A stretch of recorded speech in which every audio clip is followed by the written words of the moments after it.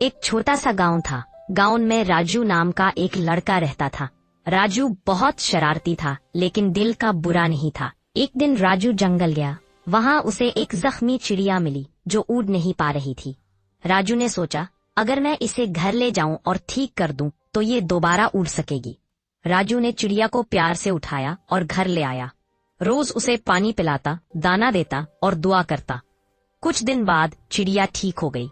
एक सुबह चिड़िया बोली जादू से, राजू तुम बहुत सच्चे और अच्छे हो, मैं तुम्हें एक तोहफा दूंगी।